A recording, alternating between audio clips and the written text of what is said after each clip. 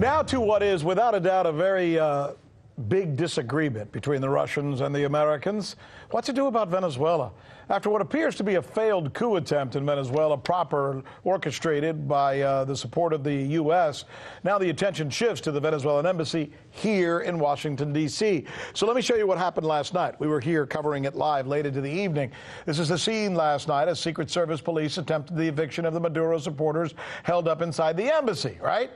But when they were done serving the eviction notice and then changing the locks, you see them there with bolt cutters, suddenly they found out the Maduro supporters were still inside the building. Now what are you going to do, right?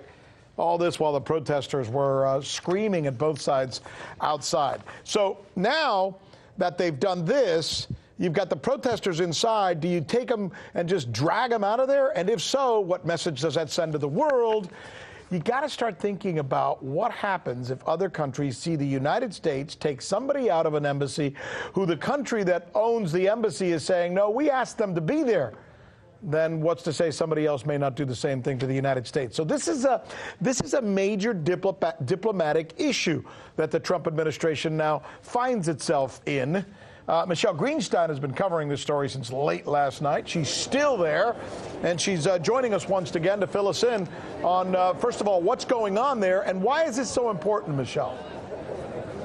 Absolutely. Let me start with why it's so important. Now, many are saying that if the State Department or any other U.S. government officials do enter this premises without the permission of the government of Venezuela, whether you like that government or not, it could set a very bad precedent for two reasons.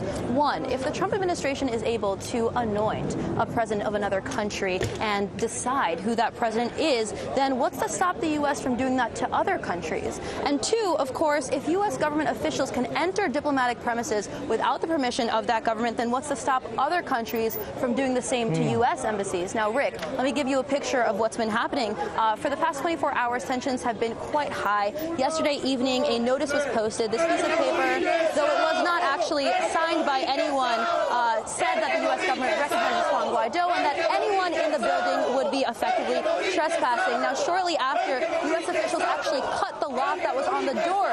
And though the State Department did go on property without permission, they chose not to go all the way in the building and didn't arrest anyone. Now, as I stand here right now, I have opposition protesters to my left chanting against the pro-Maduro protesters to my right. There's a lot of back and forth going on. Now, after this incident where the State Department cut those locks, I spoke to a lawyer representing the peace activists living inside the building. Let's take a listen to what she had to say. Law enforcement sought and removed the locks securing the outside of the building.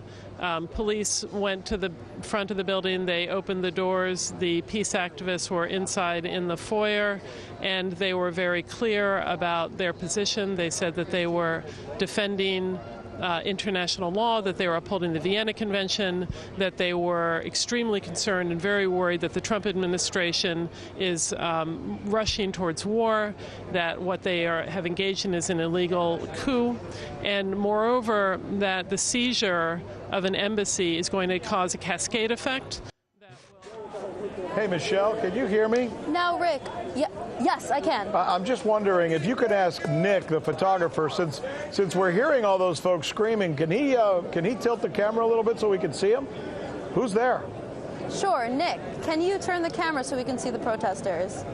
Right. I mean, they're awfully loud. I'm going to turn you to the opposition side firstly. They are quite loud, yes. While you're looking at that, let me paint a little bit more of a picture for you. As of right now, only 4 members of the Embassy Protection Collective are still in this building. This is a collective that sees the effort by the U.S. to take this building and give it to Juan Guaido as an illegal takeover, and they also see it as just the latest chapter in a long history of the U.S. meddling in the affairs of sovereign countries. As you can see, the chanting has died down, but opposition protesters who support Mr. Juan Guaido and support U.S. intervention continue to arrive at the scene. Now, the people inside the building, as well as the anti-war activists that are outside with me as well, see this as somewhat of a public relations stunt to dress up a coup that failed in Venezuela, which, of course, is a very sad situation for the U.S. government, who was hoping to usher in a new era of neoliberal economics that came with Mr. Juan Guaido. Now, right now, although the State Department is still outside of the building, not letting anyone cross over to that side side of the street. Neither the U.S. Marshals nor representatives of Juan Guaido have actually raided the building yet. And I want to share with you something very interesting that I actually overheard just a few days ago. One of these opposition protesters asked one of Juan Guaido's so-called diplomats, hey, why aren't we raiding this building? Why aren't we taking the building back from Nicolas Maduro? And he said, and I paraphrase, if there's one entity we cannot fight with, it is the U.S. government. So it seems as though one thing is for sure, which is that if Guaido does raid this embassy, he will not do so without the green light from the U.S. No, and listen, with that, Rick, I will kick it back to you. The whole thing is so interesting, and yes. I think one of the most fascinating things is we're still watching what is essentially a neighborhood in Georgetown, Washington, D.C., the District of Columbia, and you've got media members, a collection of people from the left, a collection of people from the right. You've got Americans who are Venezuelan Americans who live here in the United States but are protesting for Venezuela. You've got people from the left protesting right. for Maduro. I mean, it's a pretty fascinating collection of sorts, right? Absolutely. And I also want to share with you another thing that lawyer representing the activists inside said. She said that because these people are lawfully present, whether you like it or not, they're there with the permission of the elected government, it would be illegal for the State Department to go all the way in and drag them out. So she sees what law enforcement is doing is somewhat of facilitating a mob siege where they're allowing the opposition protesters outside to cut off electricity, cut off water, stop them from receiving food because they can't lawfully take them off the premises. We'll just have to wait and see what happens. Michele Greenstein following that right for here. us. I'm Rick Sanchez. You found us on YouTube, and that's awesome. But you know what?